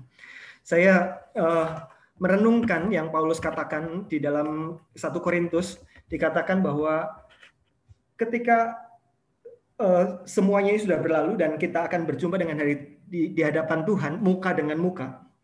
Dikatakan ada satu kalimat misterius Paulus, saya belum memahami sepenuhnya apa yang dia maksud, tetapi dia berkata begini, pada saat itu kita akan mengenal Tuhan sebagaimana kita dikenal. Wow, kita mengenal Tuhan sebagaimana kita dikenal, itu seperti apa begitu ya? Kita akan mengenal Tuhan dalam seluruh kekudusannya, yang para serafim itu berseru-seru kudus-kuduslah itu. Kita akan berjumpa dengan Tuhan di dalam seluruh kasih karunia-Nya. Kita akan selama ini kita mengenal itu dengan samar-samar, bukan? Mengenal Tuhan itu samar-samar. Seperti Paulus katakan itu seperti dalam cermin, ada selubung yang kita tidak bisa melihat dengan jernih. Tapi suatu saat kita akan berjumpa muka dengan Tuhan. Kita akan melihat kasih yang sejati, kita akan keindahan yang sejati, keadilan yang sejati. Dan di hadapan pribadi yang kita kenal dengan seperti itu, pasti yang ada adalah betapa kita ingin menyembah Tuhan, mencintai Tuhan, memuliakan Tuhan. Dan itulah yang ultimate-nya nanti di dalam perjalanan kita berjumpa dengan Tuhan nanti di dalam tubuh yang baru, kita akan memuliakan Tuhan selama-lamanya di bait-Nya di Yerusalem baru. Nah, perjalanan kita di dunia belum sampai ke sana. Jadi betul sekali tadi poinnya, tetapi masalahnya adakah kita sedang menuju ke sana? Apakah kita sedang mengarahkan hati kita di dalam ziarah itu? kerinduan untuk semakin kenal Tuhan, semakin mencintai Tuhan, semakin memuliakan Tuhan. Adakah itu menjadi tema perjalanan kita sebagai musafir? Atau kita punya banyak direction hidup kita, banyak arah yang lain, dan Tuhan itu menjadi pelengkap saja. Kita menjadi turis tadi. Jadi selama di dunia kita belum sampai ke sana. Tetapi apakah kita dalam direction itu? Ya. Baik Pak Johan, pertanyaan berikutnya. Apakah kerinduan kita akan Allah itu semata karena pekerjaan Roh Kudus atau kolaborasi antara pekerjaan Roh Kudus dengan respon kita? Ya, ini pertanyaan yang baik yang sering ditanyakan tentang kerinduan itu ya. Kerinduan itu adalah pekerjaan Roh Kudus. Untuk itu kita perlu datang pada Tuhan dan meminta kepada Tuhan, Tuhan penuhkan hati saya dengan kerinduan itu. Tapi Roh Kudus bekerja melalui alat-alat kasih karunia atau sarana kasih karunia. Kalau istilah yang dipakai Pak Agus yang dalam sesi yang pertama itu the means of grace, sarana-sarana kasih karunia. Roh Kudus memberikan kepada kita kerinduan itu melalui sarana-sarana. Roh Kudus bisa memberikannya secara langsung, kadang-kadang dia lakukan pada beberapa orang, tetapi dalam banyak hal dia menggunakan sarana-sarana. Salah satu sarananya adalah melalui disiplin rohani. Ya, tadi makanya kita belajar tentang kita perlu disiplin rohani ketika kita tidak punya cinta itu ya, tidak punya kerinduan itu, tidak punya gairah. Maka disiplin rohani adalah menolong kita mengambil alih ketika cinta kita tidak ada sampai cinta kita itu pulih. Disiplin rohani adalah sarana-sarananya. Saya mendorong Bapak Ibu Saudara sekalian untuk mengikuti sesi minggu depan. Minggu depan kita akan belajar tentang disiplin rohani bersama dengan Bu Grace ya. Nanti saya tidak akan menjelaskan banyak di sini, nanti Bu Grace yang akan menjelaskan lebih banyak tentang bagaimana disiplin rohani itu sesuatu yang akan sangat menolong kita untuk mencintai Tuhan dan untuk memuliakan Tuhan. Nah, sarana yang lain menurut saya adalah kita perlu mengenali tipe-tipe spiritualitas kita. Ya, saya jelaskan begini. Dikatakan ketika kita mencintai Tuhan, kasihlah Tuhan Allahmu dengan segenap hati, segenap jiwa, segenap kekuatan, segenap akal budi. Itu kan beberapa fakulti dari diri manusia ya, ada beberapa bagian itu. Nah, ada beberapa orang di antara kita yang modelnya lebih kontemplatif, begitu ya. Jadi sarana-sarana yang lebih kontemplatif akan menolong dia. Misalnya waktu-waktu yang sendirian berjalan dengan Tuhan di tengah hutan misalnya ya, atau waktu-waktu teduh. Ada beberapa di antara kita yang orangnya lebih intelektual sifatnya. Dia mengalami kecintaan dengan Tuhan bukan dengan waktu-waktu pribadi seperti itu, tetapi waktu dia baca buku misalnya.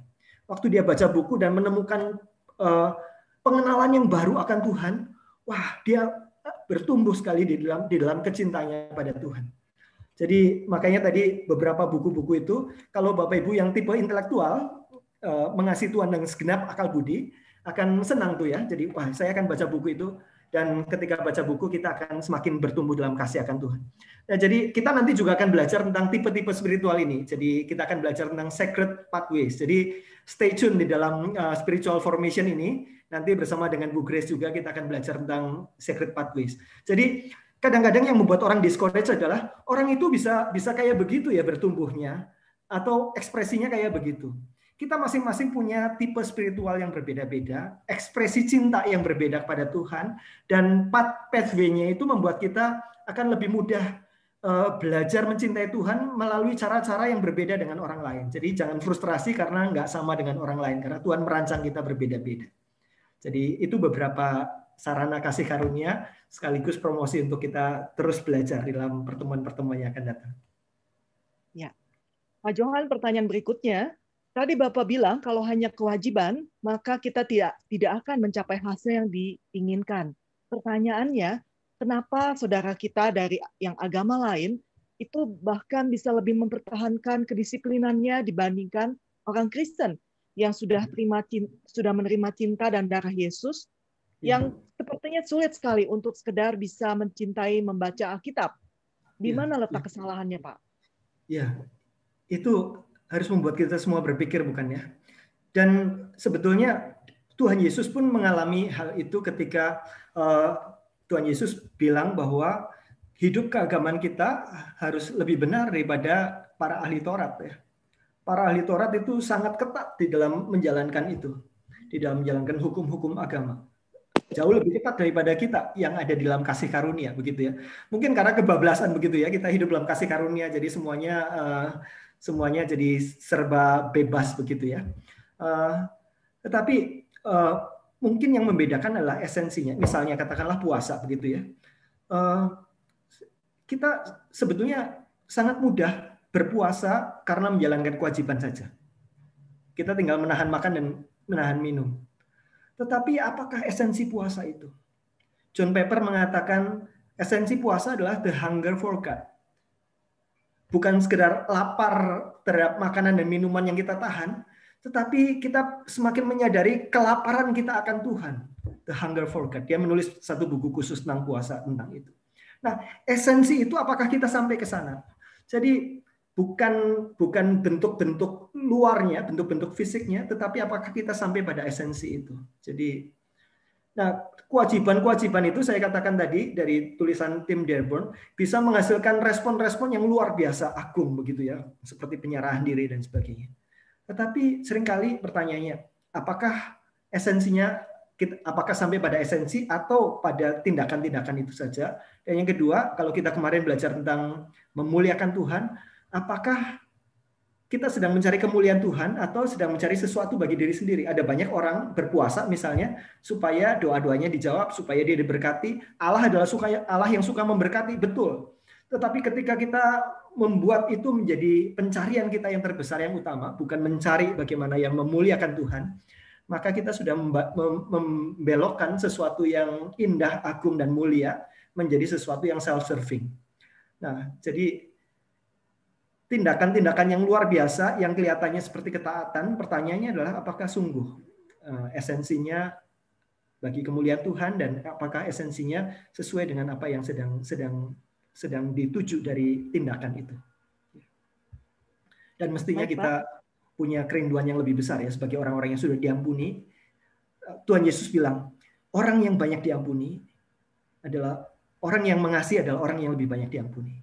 Kita sebagai orang-orang yang dikasih, yang sudah mendapat pengampunan Tuhan, kita mestinya lebih rindu pada Tuhan. Ya. Itu Bu Grace. Ya, baik, pertanyaannya lagi. Berbicara tentang lingkaran dosa, bagaimana dengan orang yang jatuh bangun dalam dosa, yang selalu mengatakan bahwa dosa ini urusanku dengan Tuhan? Bagaimanakah hal ini di hadapan Tuhan dibandingkan dengan orang yang selalu bertahan untuk tidak melakukan dosa? Mungkin bisa dijelasin dikit pertanyaannya, Bu? Ya, ini pertanyaan dari Ibu dari Ho Gusniati dari Surabaya. Ibu Ho Gusniati, apakah bisa menjelaskan langsung? Mungkin bisa di-unmute. Ya.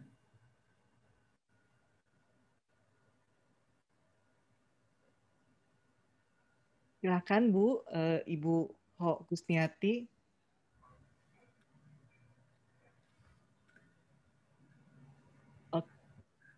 Oke, kalau nggak nanti bisa ditulis aja ya. Nanti Pak Johan akan memberikan jawaban secara tertulis langsung kepada Ibu nanti. Oke, pertanyaan berikutnya, ya, apakah justru pada saat kita sedang mengalami kekeringan rohani, maka kita perlu semakin giat? Bu Grace, suaranya nggak masuk. Apakah justru pada saat kita sedang mengalami kekeringan rohani, kita perlu semakin giat dalam disiplin rohani?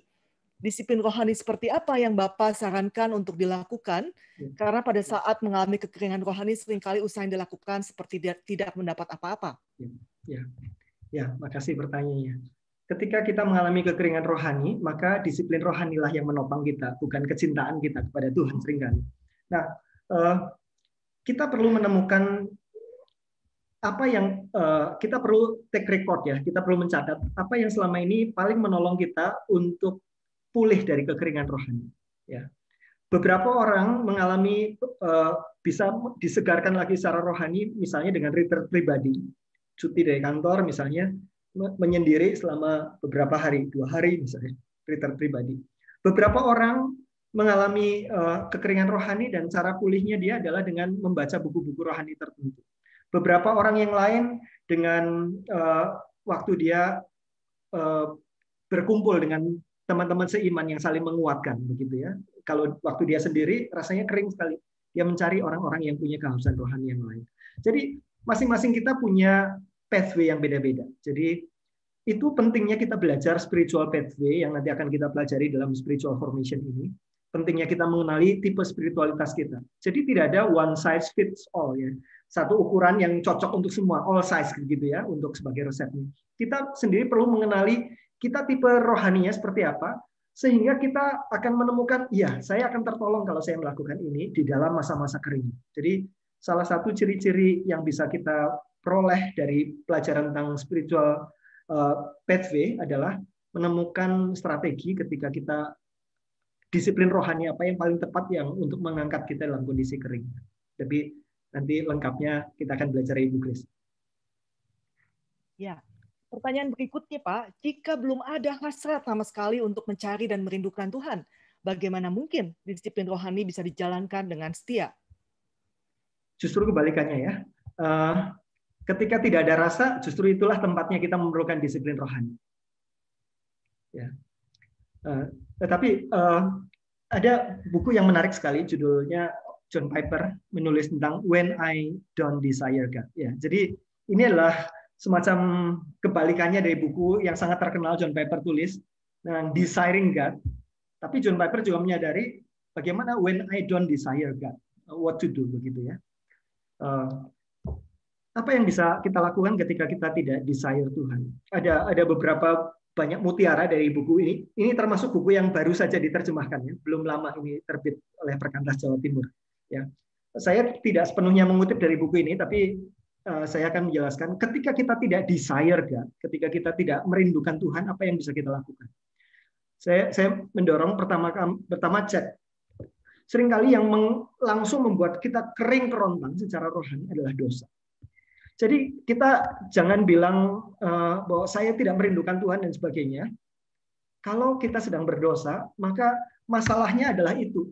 Ya, dosa adalah hal yang akan membuat kita langsung kering secara rohani, membuat kita jauh dari Tuhan dan sebagainya. Jadi masalah dosa ini yang perlu diatasi dulu. Kita mengaku dosa dan seperti tadi kutipan dari perumpamaan Tuhan Yesus ya. Tuhan Yesus bilang orang yang ada orang yang utang banyak diampuni oleh raja, dan ada orang yang utang sedikit kemudian diampuni. Tuhan Yesus bilang, mana yang lebih mengasihi? Orang yang utang banyak diampuni apa yang utang sedikit diampuni? Jawabannya jelas, yang utang banyak diampuni. Nah, ketika kita berdosa, maka kita bisa menggunakan ya dalam tanda petik dosa ini sebagai kesadaran bahwa Tuhan, aku memerlukan pengampunan daripadamu, aku memerlukan kasih karuniamu. Kita datang kepada Tuhan seperti seorang anak yang hilang datang kepada Bapa dan mengalami pelukan Bapa. Bapa bilang, ayo sekarang sembelih anak lembu tambun, kita sambut anak ini dan sebagainya. Kita mengalami kasih karunia Tuhan. Dan itu adalah kesempatan untuk semakin banyak mengampuni Tuhan. Saya tidak mengatakan mari kita banyak berbuat dosa supaya kita banyak diampuni dan lebih banyak mengasihi. Tidak seperti itu. Tetapi bahkan ketika kita jatuh dalam dosa, itu pun kita bisa menjadi pijakan untuk lebih mencintai Tuhan. Dengan pengampunan, dengan kasih karunia yang Tuhan berikan. Yang kedua, ketika kita tidak desire Tuhan, kita perlu minta pada Tuhan. Efesus 2 ayat 18-19, doa Paulus, saya bacakan. Aku berdoa supaya kamu bersama-sama dengan segala orang kudus dapat memahami betapa lebarnya dan panjangnya dan tingginya dan dalamnya kasih Kristus, dan dapat mengenal kasih itu sekalipun ia melampaui segala pengetahuan. Jadi Paulus berdoa supaya jemaat Efesus mengalami kasih Kristus. Itu juga sesuatu yang perlu kita doakan. Saya sering ditanya punya pokok doa apa, dan kadang-kadang saya tidak sadar jawaban saya selalu biasanya setelah minta doakan ini, doakan itu, biasanya saya minta doakan supaya saya diberi gairah untuk terus mengenal Tuhan dan untuk mencintai Tuhan. Kita bisa berdoa. Yang kedua, kita perlu mengenal Tuhan. Itu yang didoakan oleh Paulus. Aku berdoa supaya kamu bersama-sama orang kudus dapat memahami apa? Betapa lebar, panjang, tinggi, dan dalam. Paulus ini sedang memboroskan kata-kata sebetulnya untuk menunjukkan bahwa kasih Tuhan itu panjang, lebar, tinggi, dalam, dan dapat mengenal kasih itu sekalipun ia melampaui segala pengetahuan. Melampaui segala pengetahuan kita, tetapi kita bisa bertumbuh dalam itu. Jadi ketika kita tidak desire Tuhan, maka selain berdoa, kita bisa terus belajar semakin mengenal Tuhan. Peribahasa Indonesia sangat jelas. Tidak kenal maka tidak sayang. Kenapa kita tidak sayang sama Tuhan? Karena kita tidak mengenal Tuhan kok. Kalau kita mengenal Tuhan, kita akan semakin sayang. Saya mengingat buku-buku tadi ya. Salah satu yang saya favorit itu A.W. Tozer. Dia menulis 2 volume, judulnya The Attributes of God, tentang karakter Allah, sifat-sifat Allah, 2 volume. Setiap kali saya baca satu chapter, saya tahu Tozer menuliskannya dan menumpahkan isi hati dan kerinduannya kepada Tuhan di dalam tulisan-tulisan itu. Dan saya ingat hampir dalam setiap chapter yang saya baca, saya duduk datang pada Tuhan, kadang-kadang menangis, kadang-kadang dengan berseru pada Tuhan. Engkau demikian indah, agung, dan luar biasa. Betapa saya selama ini sangat sedikit meresponi Engkau karena saya tidak mengenal Engkau. Jadi untuk kita bisa cinta ketika kita tidak desire Tuhan adalah kita belajar mengenal Tuhan melalui firman-Nya, melalui buku-buku tadi. Jadi itu beberapa bagian yang lain selain disiplin rohani. Pertanyaan berikutnya Pak Johan, bagaimana mengukur diri sehingga kita bisa tahu bahwa desire kita sudah benar pada Tuhan?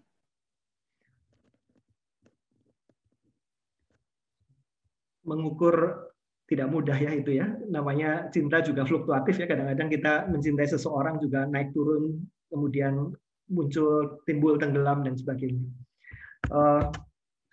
Tapi satu, kalau Bapak Ibu ada yang dari Metodis nggak ya di sini ya? Di Metodis biasanya ada pertemuan-pertemuan kelompok kecil, John Wesley, namanya class meeting.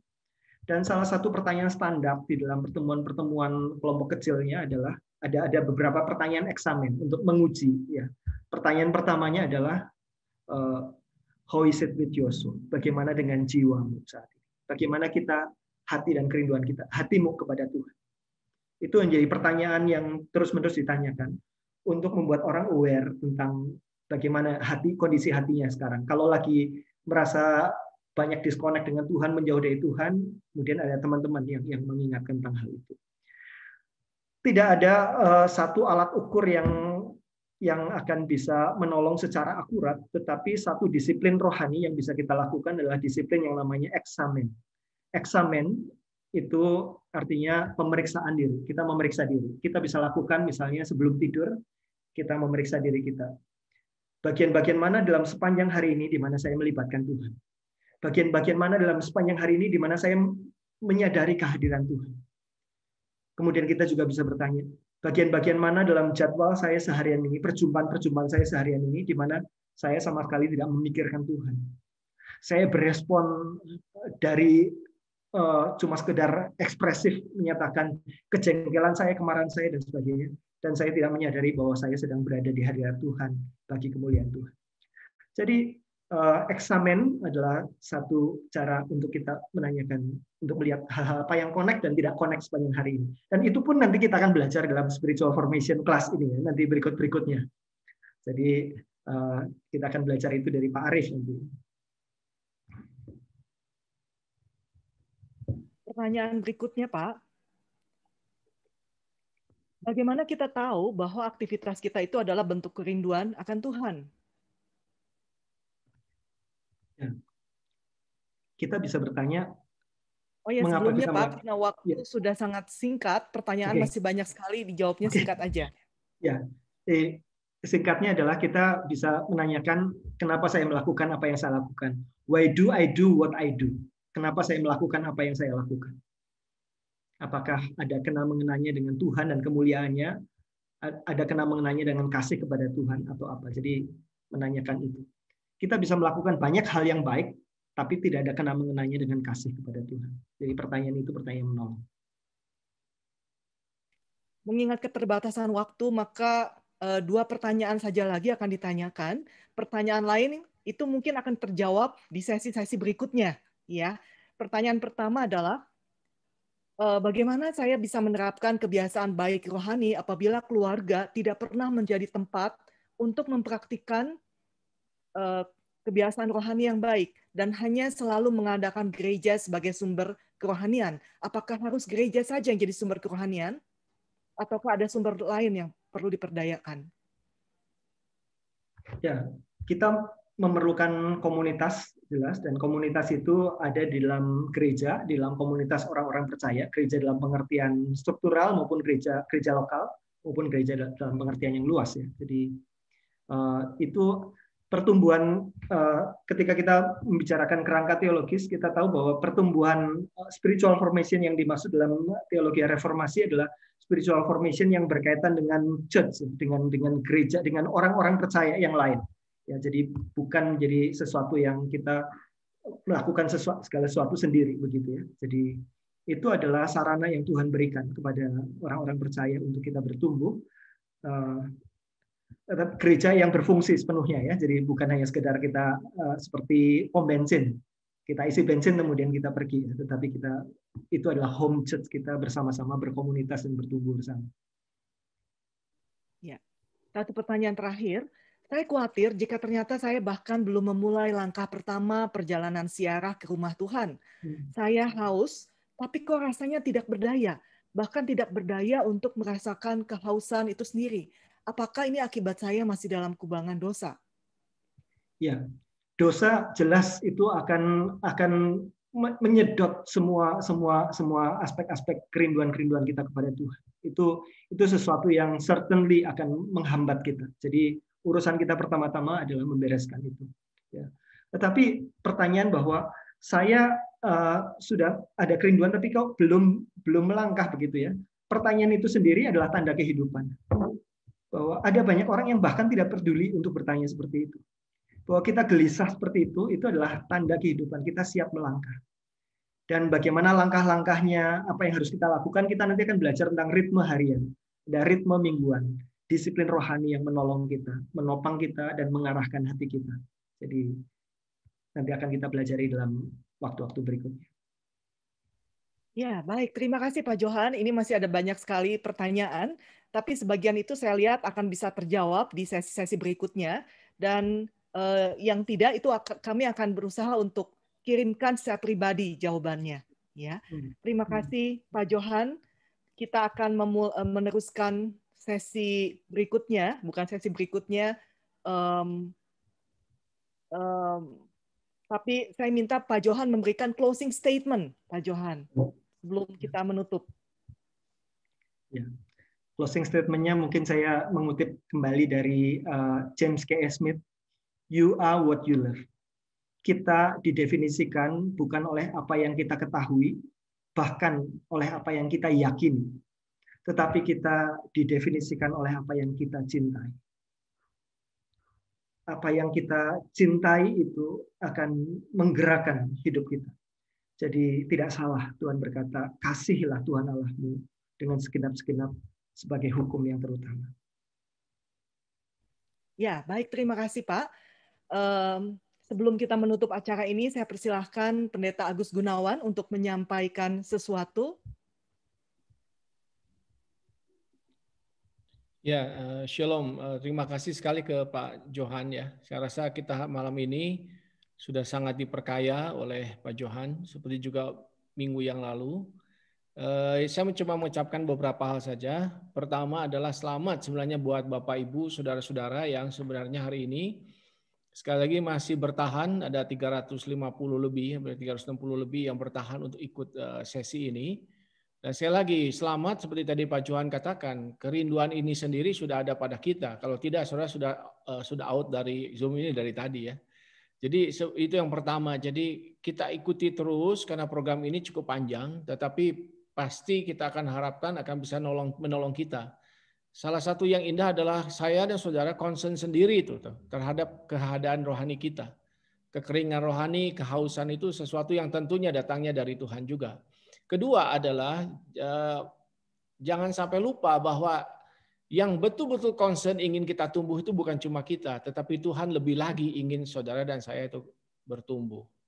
Nah, sarananya diberikan. Tadi dieksplor juga banyak sekali sarana yang sebenarnya kita juga bisa dapatkan ya, selain dari program yang ada ini. Jadi sebenarnya Tuhan menyediakan banyak sekali sarana untuk kita growing. Dan yang ketiga, sebenarnya mungkin minggu depan Ibu Grace akan lebih jelaskan mengenai setiap kita memang berbeda, ya. Nah, itu sangat menarik bahwa ketika kita merasakan excitement di dalam hidup Kristen kita, kegairahan dan sebagainya, itu memang kita juga tergantung kepada setiap kita juga, ada bagian kita. Terakhir sekali adalah tadi soal merespon akan anugerah. Ya, sebenarnya ada 3 kemungkinan kita merespon anugerah. Satu dengan hyper grace. Jadi seolah-olah karena sudah segala sesuatu dibayar oleh Tuhan Yesus, maka kita seenaknya. Tentu bukan itu juga. Tapi yang penting adalah yang kedua, bahwa kita merespon grace sebagai grace, ya, bukan cuma Ibu Grace ya maksud saya, tapi adalah anugerah dengan tepat meresponnya. Yang ketiga, ada orang merespon grace plus work gitu. Artinya gini, karena dia diberkati, dia dikasihi, tapi dia selalu merasa guilty ketika dia diberkati. Ya, ketika dia ditolong Tuhan, dia merasa selalu tidak layak sebenarnya. Jadi sehingga ada orang yang selalu grace plus work dalam hidupnya itu tertekan benar-benar. Nah, saya percaya sebenarnya respon yang positif, yang benar, yang tepat terhadap anugerah Allah. Dengan pemahaman yang tepat itu yang akan membuat kita betul-betul dibebaskan. Ya, ketika kita dengarkan kata tadi disiplin seperti kata Pak Johan, disiplin itu sebenarnya bukan lagi Taurat, bukan lagi hukuman, bukan lagi rule untuk kita. Tapi disiplin itu tadi dikatakan adalah tongkat untuk saudara belajar berjalan. Kalau satu kali sudah tidak butuh tongkat, ya itu sudah terjadi. Dan terakhir sekali, kalau saudara merasa adalah pribadi-pribadi yang memang perlu mengikatkan diri kepada sesuatu, ikatkanlah diri kepada sesuatu. Misalnya di situ ada kelompok child care group, ada kelompok pembinaan, ada apa, ya carilah segera mentor-mentor rohani atau kelompok rohani yang bisa menolong saudara bertumbuh. Kalau secara pribadi sulit, ya minta tolong orang lain. Nah, Tuhan kan kasih sarana itu. Sekali lagi buat saya, terima kasih Pak Johan, Ibu Grace, Pak Arif, dan rekan-rekan semua di tim ini. Dan juga saudara-saudara, kiranya keep up terus untuk bisa maju dan good luck untuk kita bisa bertumbuh dalam Tuhan. Terima kasih, Tuhan berkati. Ya, terima kasih Pak Agus. Terakhir, untuk menolong pembicara dan panitia memahami apa yang harus diperbaiki dan diharapkan dari Bapak Ibu, maka kami memohon supaya nanti Bapak Ibu mengisi feedback atau masukan singkat di polling yang tersedia.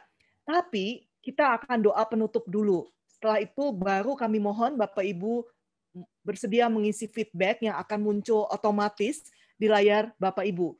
Untuk doa ini kami mohon dengan hormat Bapak Penginjil Chia Jikian dari GI Hok Im Tong Dago Bandung untuk memanjatkan doa.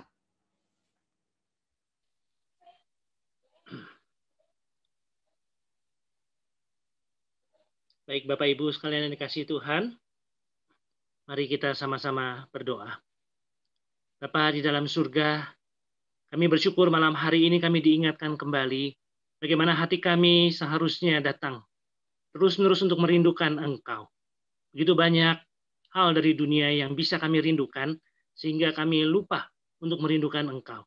Tetapi biarlah Roh boleh terus bekerja dan kami membiarkan Roh bekerja dengan leluasa di dalam hati dan jiwa kami, supaya kami sungguh-sungguh setiap hari boleh semakin merindukan Engkau, kami mengejar Engkau, kedekatan dengan Engkau, dan keserupaan dengan Kristus. Dan tolonglah kami supaya kami juga terus memiliki hati untuk mengikuti sesi demi sesi dan berbagai hal yang disediakan melalui pembinaan formasi spiritual ini, supaya melalui semua yang kami pelajari, bukan hanya intelektual kami, tetapi terlebih lagi jiwa hati kami sungguh-sungguh dibangunkan lebih baik dan lebih baik lagi menatap tahun 2021 mendatang. Terima kasih untuk Pak Johan yang telah memberikan bimbingan kepada kami semua.